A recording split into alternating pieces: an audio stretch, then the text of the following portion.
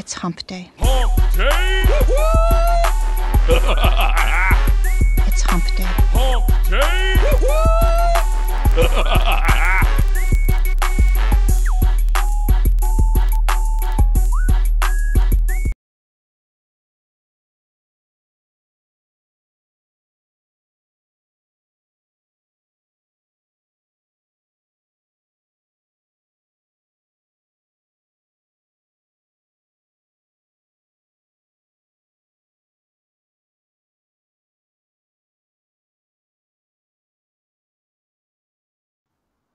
And I see Bradley. Hey, Bradley.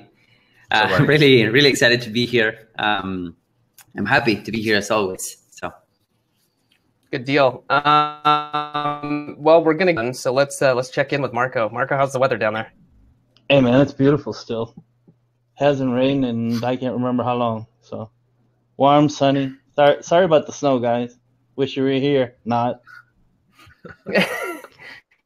Yeah, there's a reason I'm wearing a hoodie, and we've got about, I don't know, 18, 24 inches, 2 feet. Yeah, there's a ton. It's crazy. So it's like a blizzard outside.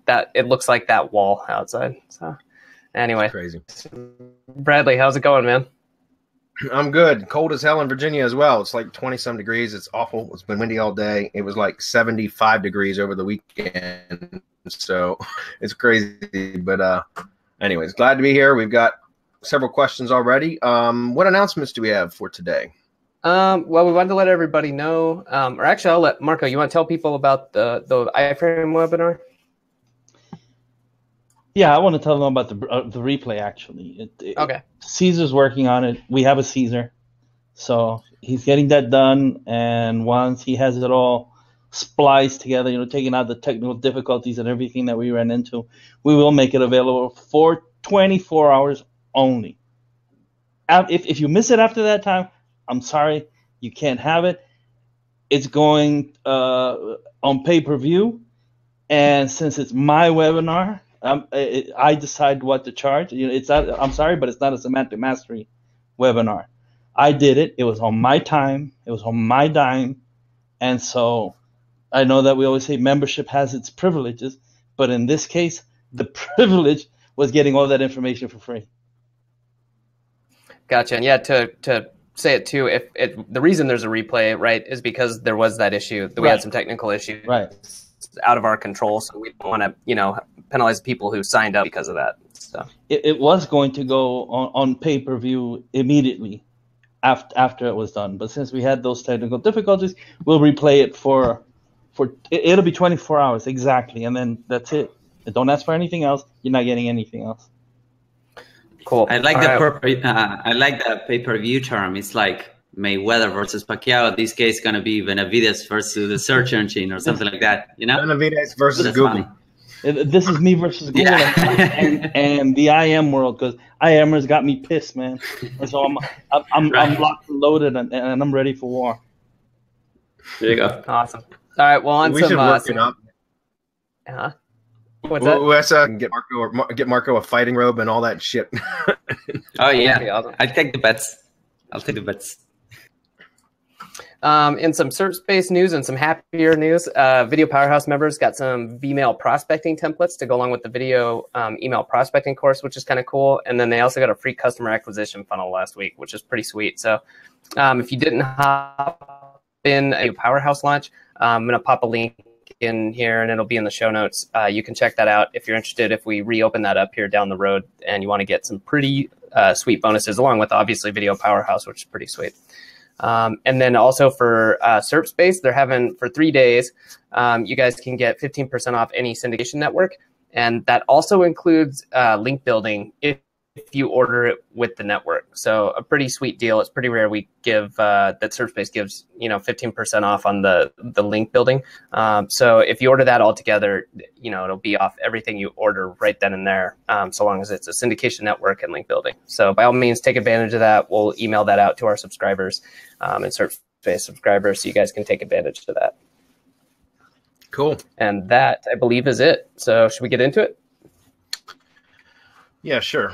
Sorry, I had the stupid Windows update this morning. It took like almost an hour. It was ridiculous. And now like a whole bunch of settings have been updated. Apparently I'm getting desktop notifications for every freaking email. It's unbelievable.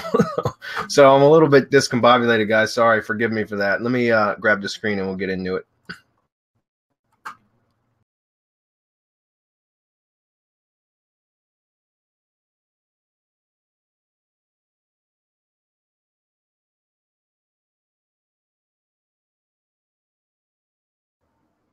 Can you guys hear me?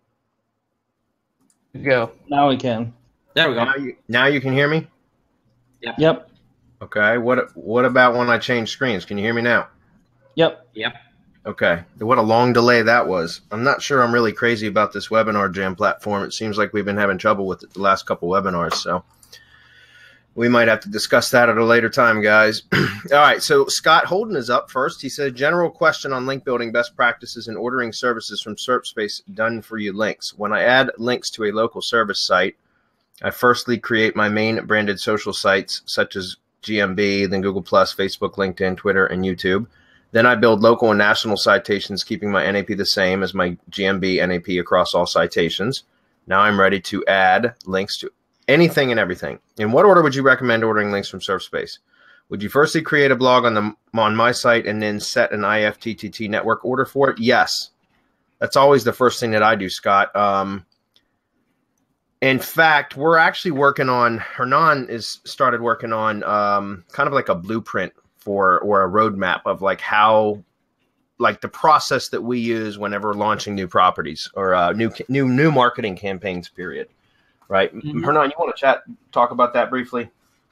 Yeah, definitely. We had this upcoming question like over and over, and we know that we had this discussion yesterday, and we know that it's kind of overwhelming, if you would, because we were putting out content and good stuff pretty much every week or every day, I would say, out there. So what we're doing is to do kind of a blueprint or a battle plan, and the main point is that you have a clear understanding of what to do on-site SEO-wise, number one. Then, depending on what you need, for example, if it's a news site, if it's an age site that needs a bump, if it's a local website, if it's a YouTube video, depending on what you need, well, we're going to lay out kind of a strategy step by step so that you can follow it. And it's basically the strategy that we have been following for, our own properties, our own case studies. We have been teaching to mastermind members, et cetera, et cetera. So it's going to be pretty cool. So I think it's going to take, maybe another week or so, but it's going to be ready. It's going to be ready to access, and it's going to be pretty cool.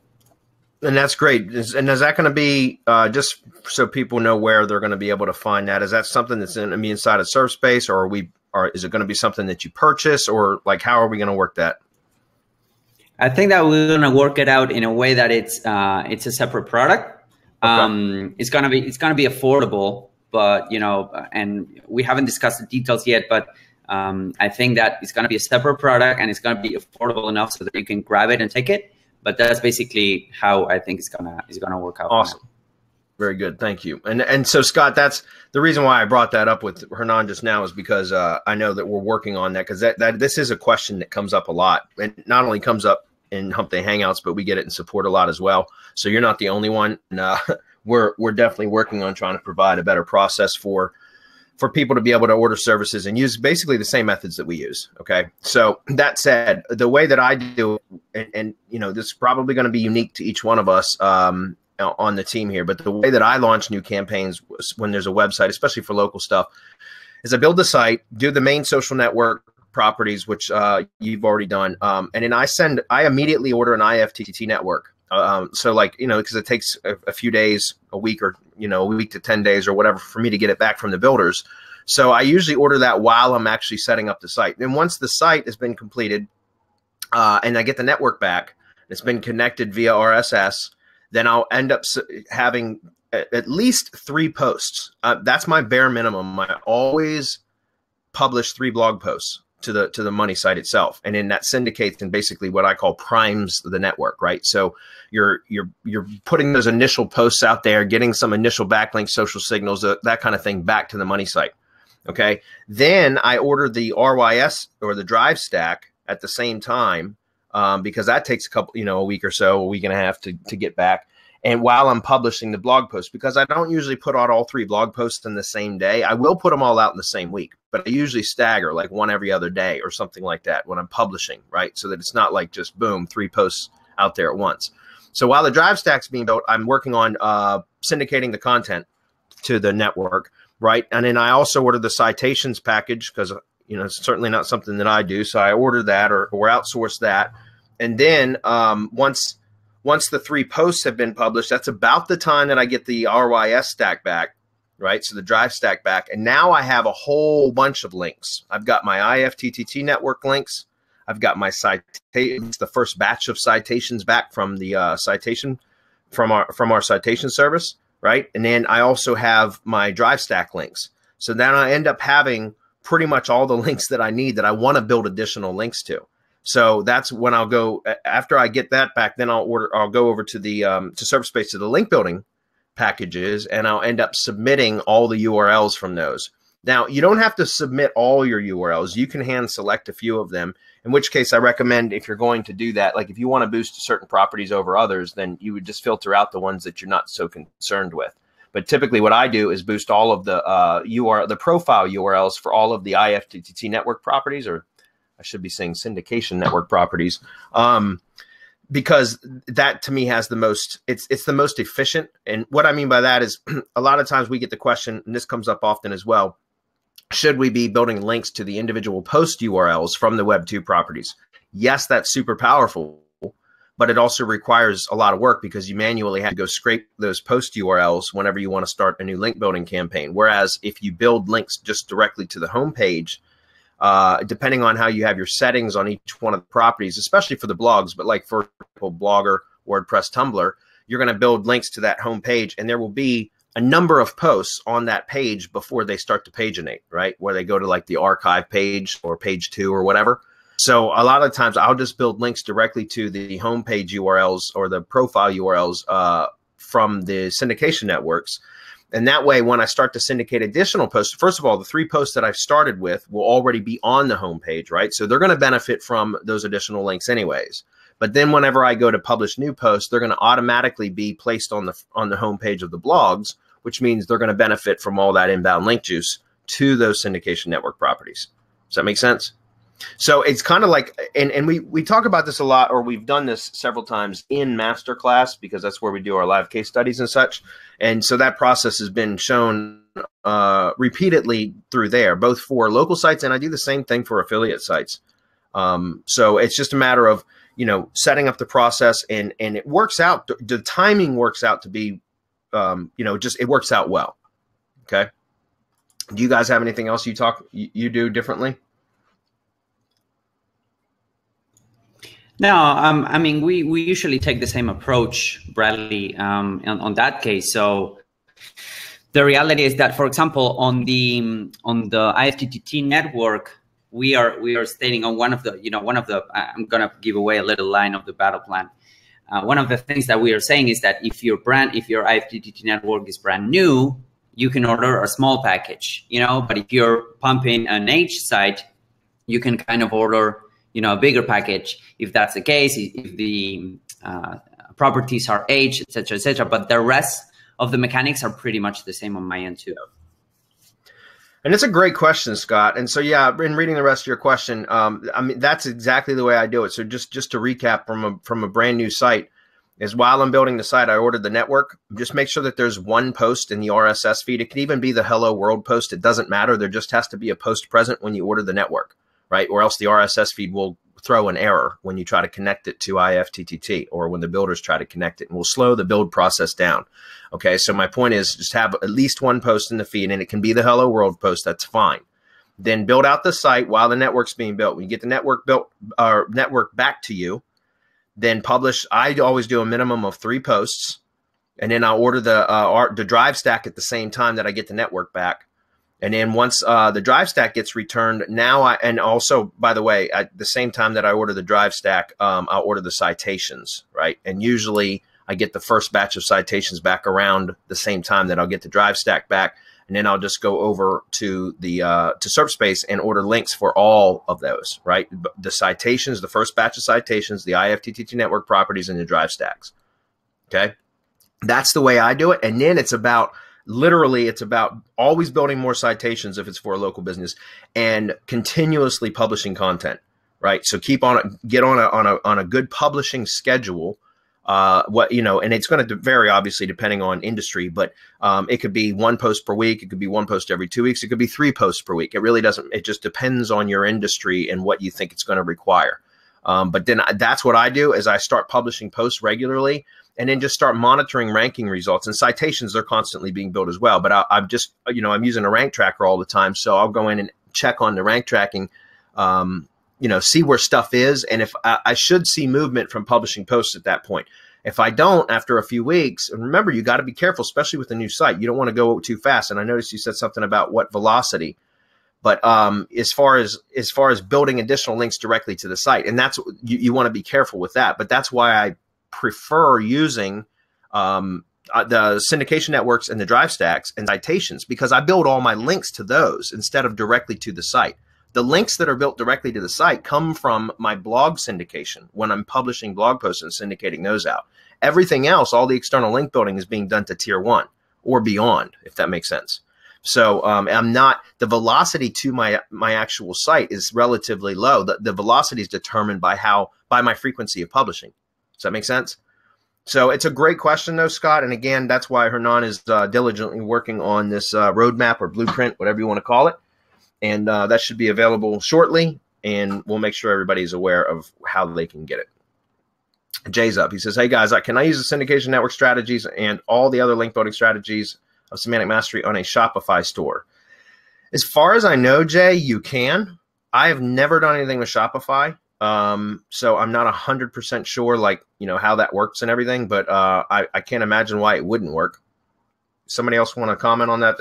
Have any of you guys done anything with Shopify? I don't think any of us have. Yeah, it's been a little while though. And while you can't do the subdomain, you should be able to install WordPress in a folder, I thought. So I would look into that more, either a subdomain or a folder. There's definitely a way to do this. I know stores that did do that they would use that for their blog for a Shopify store. Yeah. Well, if you have a custom domain for your Shopify store, then you should be able, you can absolutely add a blog to a subdomain, because all you need to do is map the domain over to Shopify via a DNS service. You can do it in cPanel, but I prefer using something like Cloudflare or Amazon Route 53.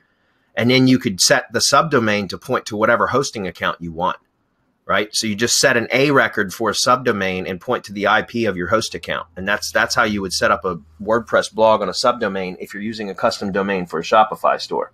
Yeah, and just to clear up that last one, you betcha. Sorry, I can't see who's asking this, but if they've got an Atom feed, hell yes, you can use that to trigger the network.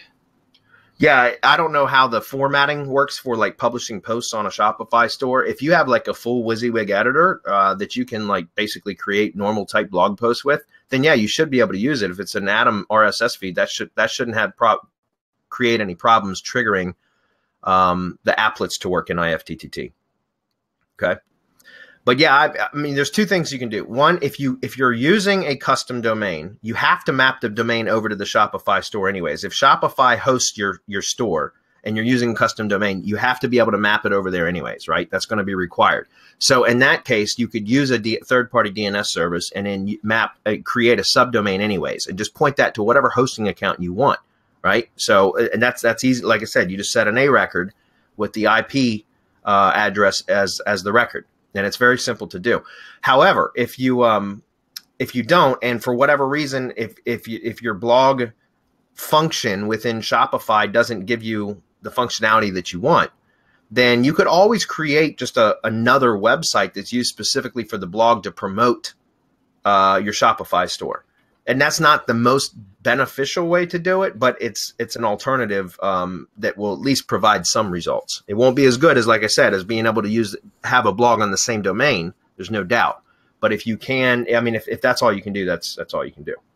It's better than nothing. Yeah, and there's a ton of tutorials out there. If you for any of these solutions we talked about, if you want to use WordPress, just Google how to install WordPress blog on Shopify, and if you want to just use theirs and syndicate from that link you put out, then you can do that too. Yep. Okay, Toby's up. Virginia Surgeons. He says, in the follow-up on Jay's question, are any of you geniuses doing any Shopify, Amazon selling, or just SEO contracting, rank and rent? Thanks, Toby. I've never done any Shopify, but I'm in the process of starting an Amazon store right now. I've been working on it in my limited free time in the evenings for the last week and a half. And I'm actually going to be announcing an Amazon case study, an Amazon store case study for the mastermind on Thursday next week. So I'm going to be like basically announcing that. So I'm getting started on that now. My daughter and I are actually building an Amazon store together. And that's kind of a little side project I'm doing with her. And it's funny, but she wants to sell like unicorns and fake mustaches and things like that. and so I said, Nice. hey, if anything I can do to, because she's 11, I said, anything I can do to get her involved with my business in any way, shape, or form, I'm happy to do it. And so I'm going to make the case study part of the mastermind. So that's something that I'm actually kind of looking forward to doing, because I've never done any e-com stuff before at all.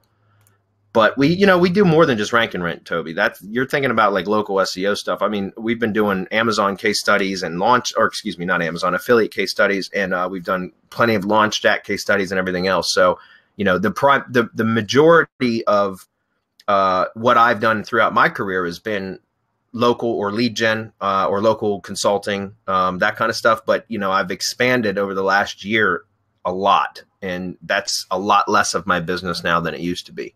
So we try to teach a lot of other stuff outside of just local stuff, guys. And anybody that's in our more advanced groups would know that. So come join us, Toby. That's what I'm trying to say. Edward is a new mastermind member. He just joined yesterday. It's awesome, Edward. Thanks and welcome. He says, I am outsourcing websites. The guy I am using is amazing. The issue I have is having content for him on all pages of a site. How can I get all of it done without spending hours doing each page myself, and getting it from the client is impossible? How to outsource this? Good question, Edward. The best thing that you can possibly do for your business is start hiring writers, interviewing and hiring writers. I would recommend going to Upwork to start. And you can actually go through. In fact, Edward, since you're a member of Semantic Mastery, we have a discount for Outsource Kingpin available to you, or I'm not sure exactly how that works at the moment because we've changed some things recently, but you have at least a discount if nothing else. So we'll make sure that you get access to that, depending on what it is that we got to do to get it to you. But you should go through that, because you can set up an outsource hiring funnel that you can put a couple of writers through. And you're going to have to pay each writer that you give to put through the process and give them a small writing task. And what I do is I've got writers now because I've screened them and found some really good ones over the last, several years that I use now. But what I was trying to say was the best thing that you can do is to hire a writer directly, not going to a content farm and buying shitty spun articles that, are just trash content. That's not what I'm talking about. I'm talking about developing a relationship with a writer that you can contact at any time on an as-needed basis and send work to. That is one of the best things that you can have on your team is a contractor available for writing, or multiple contractors. That's what I recommend. Most of the SEO work that I do for my clients and my lead gen sites, guys, is just I have curators on staff that curate and publish posts, because all the heavy lifting's been done for most of my projects, and so it's just a matter of maintaining rankings, which basically is just content marketing, because of all the IFTTT work and all the external, the link building and everything else that has been done already. It's just a matter of maintaining rankings, and that just requires content marketing. So the majority of my SEO business now is really just managing a team of curators. But I also have writers. There's a difference between a writer and a curator. But writers, I have several writers that I use for various projects that are outstanding as well. One in the UK, one in Africa, and one here in America, in the US. So I've got 3 different writers that I use all the time. All 3 of them I've been able to hire from Upwork or other outsourcing type sites that I ended up pulling them from those escrow sites and hiring them direct. And they work direct for me now on an as-needed basis. So I just pay them on a per article basis, or like a press release, or per article, or per word, depending on what the project is. But I highly recommend that that's what you do, is start going through, first of all, the Outsource Kingpin. I know you've got so much on your plate, Edward, right now. So I recommend going through the outsource Kingpin product because it will help you to streamline trying to, screen potential writers. It takes a little bit of work to set up, but trust me, it's going to save you so much time compared to what you would spend if you had to screen every single one of the candidates manually, right? So, but that's what I recommend, is that you go out and you start looking for your own and hiring and screening, and then hiring your own writers for your own projects, because having somebody that you can contact via Skype or whatever at any time and just submit projects to and have them do it well is so much. It's going to be critical to growing your business. You guys have any comments for that?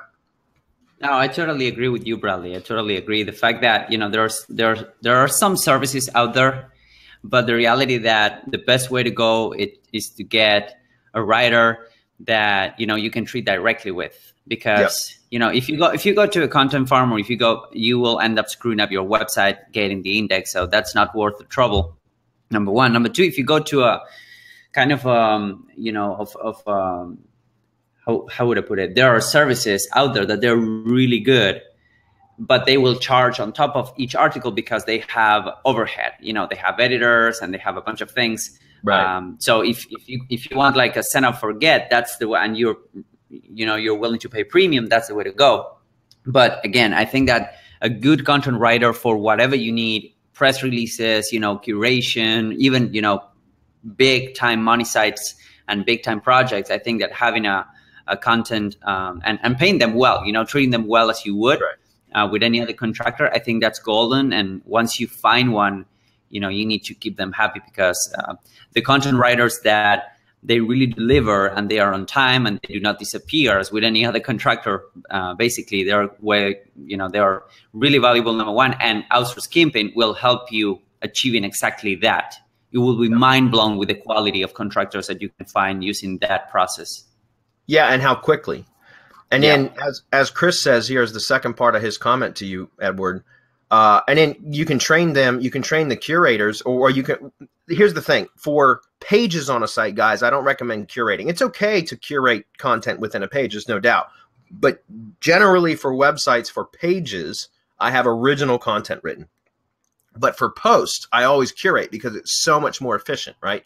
And I don't do any of the curating myself now. I've got a team that does it, right? But curating is so much more efficient for the blog posts, and it not only is it efficient, but it also it responds well. Google responds well to that type of content. And so, for writers, I would recommend hiring writers. For curators, you can hire just virtual assistants that have no writing experience whatsoever. I mean, obviously they have to, but let me just explain what I mean. I've got curators in the Philippines that curate on a lot of my lead gen sites, or when I used to do a lot of PBN work, which I don't anymore, but when I used to do a lot of that, they would curate on the PBN sites for backlinks, basically, for link building. But they'll do a lot of the curated posts for my lead gen sites. And then all of my curators for money sites, for client sites, I end up having native English speaking curators, which again, I've got my 3 writers that have been trained in curating. And what did I do to train them to curate? I put them through Content Kingpin. I'm not kidding. My 3 writers that I just talked about, I've got one in the US, one in UK, and one in Africa. Those 3 writers are amazing, but I put them through Content Kingpin to show that it was called Curation Mastery at the time. In fact, it wasn't even a product. I created the product to teach my writers how to curate, and then I created the product out of that training, if that makes sense. But so, they do the actual curated posts on the money sites as well. But there's a huge difference in how much money you can charge between, like, for example, having original content written and then having curated content. You can make a hell of a lot more money curating content and paying the curators only a portion of what you charge the client. So, for example, if you charge a client, let's say, $35 or $40 per post that you syndicate to their blog, right? Or that you publish to their blog, you can pay a curator anywhere, say, let's $15 or $20 per post. And that's on the high end. But as Hernan just mentioned, I always pay my good writers, my good curators top dollar, because I want them working for me. And in fact, one of our writers that here in the US, her name is Elan. We work with her. I've been working with her for over 3 years now.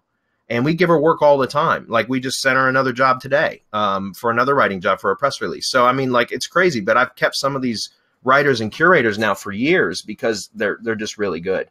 And so, you know, for curating posts, you can charge a client $35, $40. And this is just, I'm just pulling this number out of the air. I've got a lot of clients like this, but say $35 or $40 and you pay the curator $15 or $20, you make a nice spread and you don't have to do jack except manage them, which is very easy to do once they get into a routine, and put them through the Content Kingpin course. And we have no problem with you sending your virtual assistants that you've hired through the course.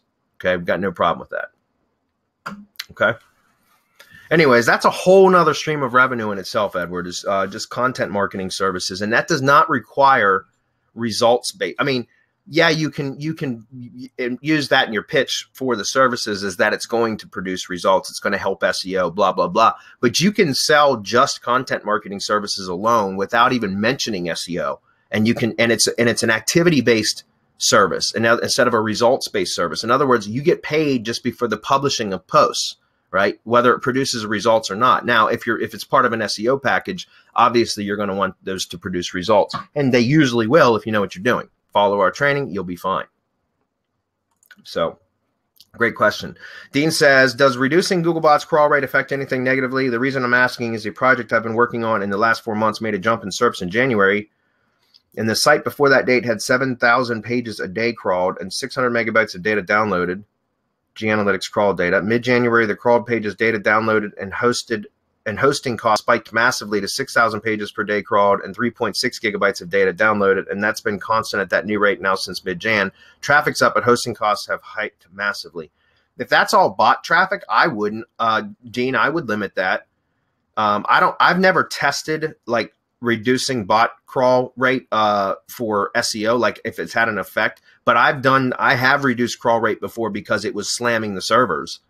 And I did that specifically for that reason. And honestly, I never really tested that specifically for SEO purposes. Marco, that's probably more up your alley. You got any comment on that? No, I mean, it's nothing that I've ever tested.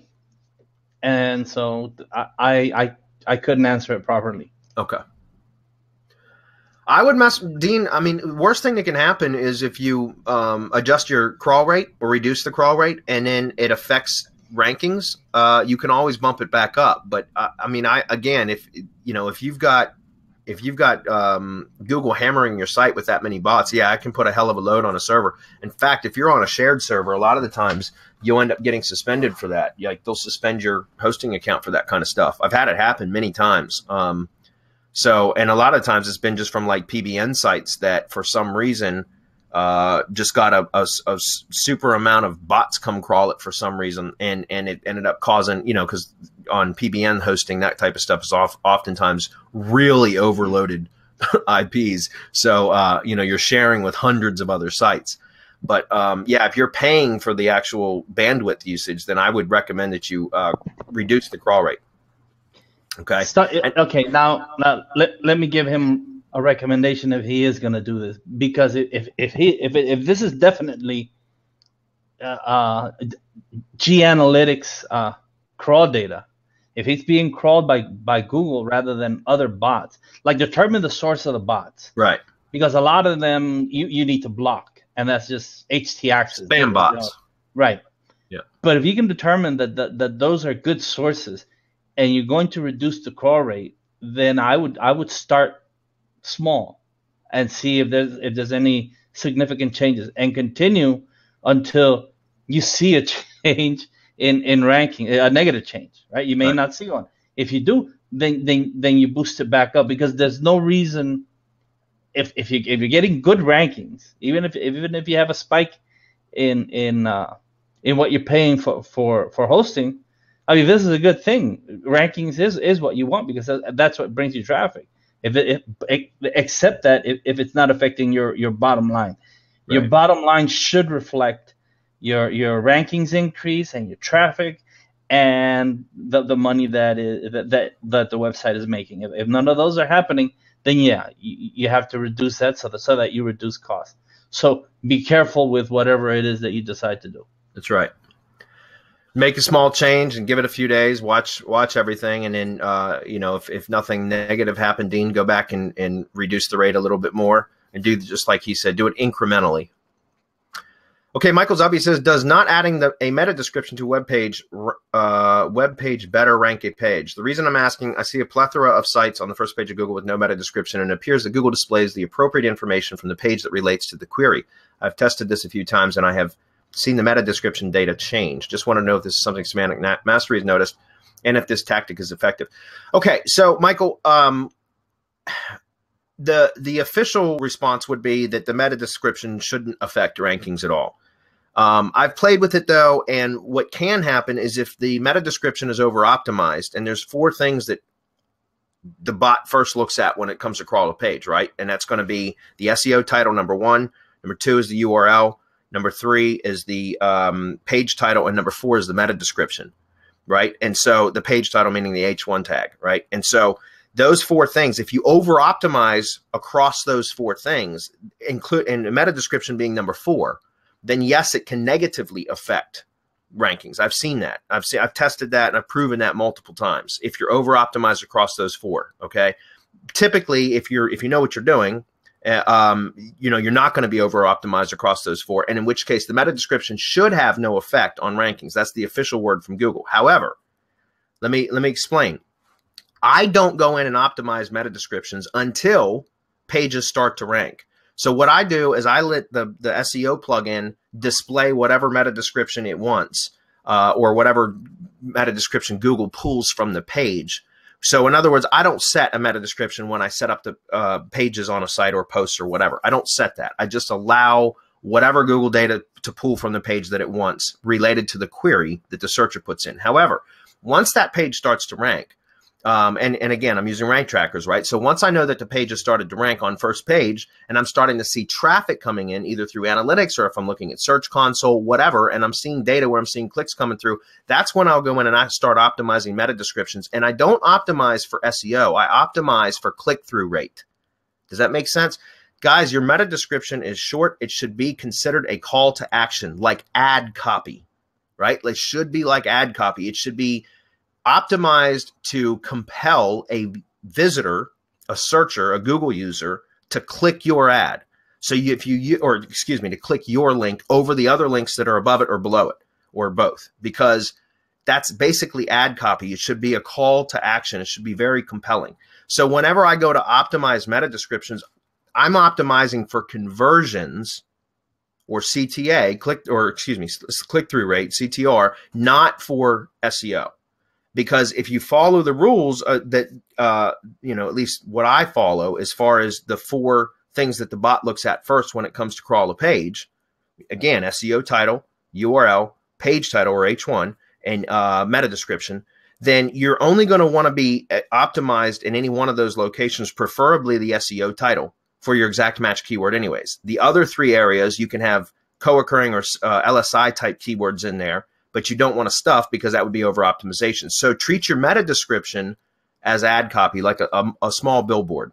Use it to write a compelling call to action. That's exactly what I tell my coaching students. I'm giving a lot of stuff away that I teach my coaching students. I don't know why, because they pay me a lot of money for it. But anyway, that's an ad, right? It's like taking an ad out in the newspaper.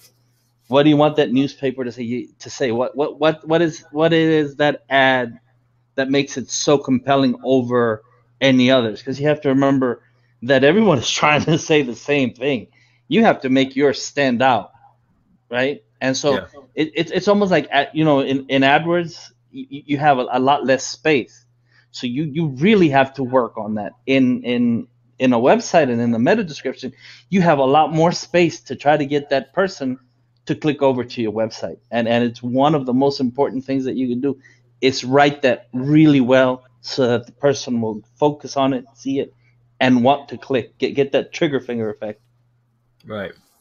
And that's why I don't do that until after the page starts to rank and I start seeing some, if nothing else, rank. I don't have to start seeing traffic, because typically once I see it rank on first page, then I know that it's time to go optimize the description so that I can get the click-through rate up. Does that make sense? So that people will choose my link over other links on the same search result page.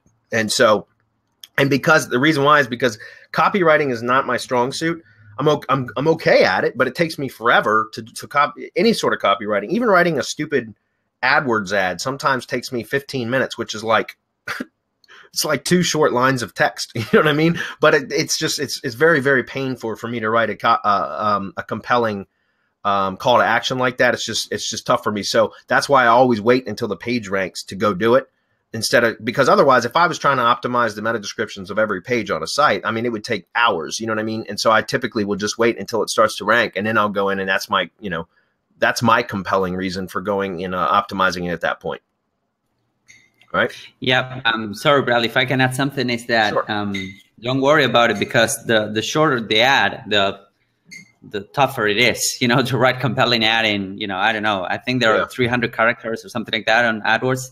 It's crazy. So, so that's number one. And number two, that's why it really pays to us as entrepreneurs to know about copywriting. I think that it's one of the best skills that we could learn. And one of the things that has been helping me a lot was going through, Gary Halbert material.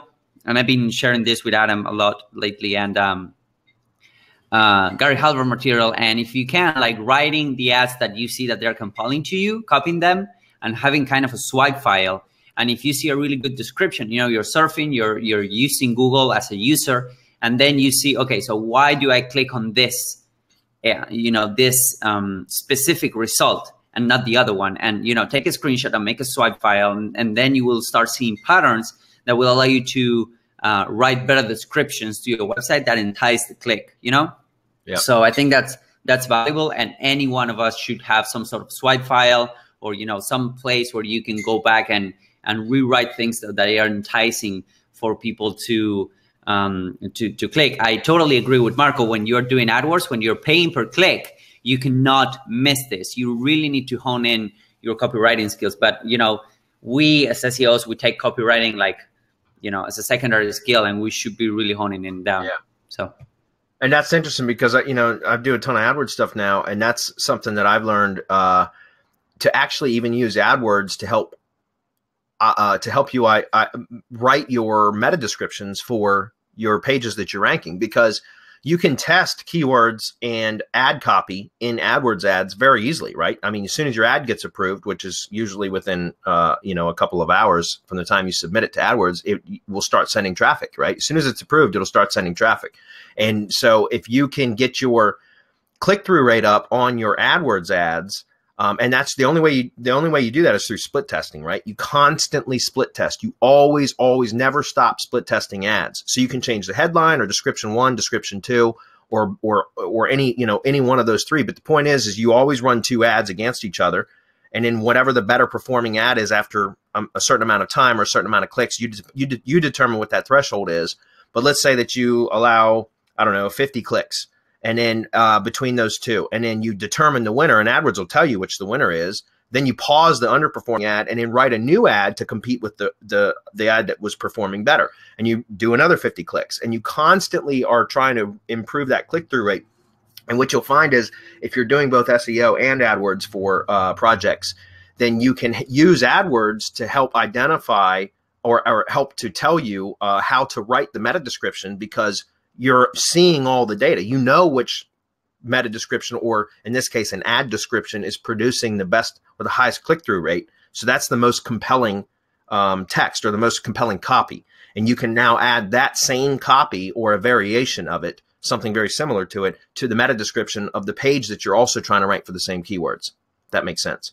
Okay, so AdWords will give you the ability to test your meta descriptions and identify or constantly improve your meta descriptions. And it's a hell of a lot faster than trying to change a meta description on a page and wait for Google to update the index results, because that won't be instantaneous.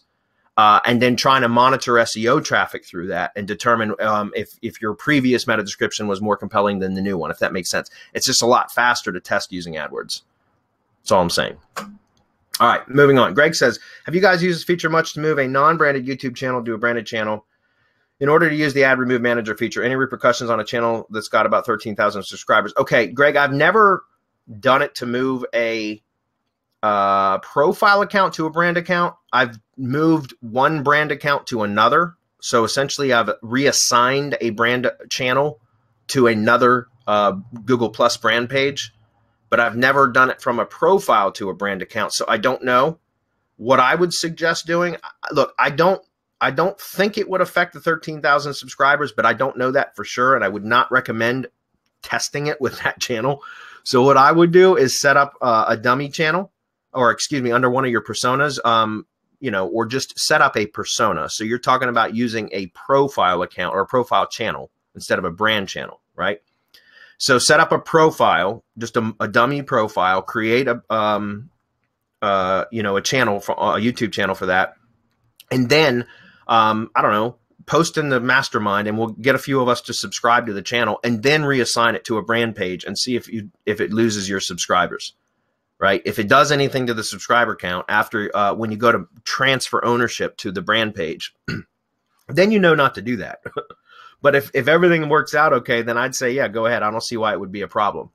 But I've never actually moved a profile account to a brand account. I've done brand to brand, but never profile to brand. It's just not something that's ever come up for me.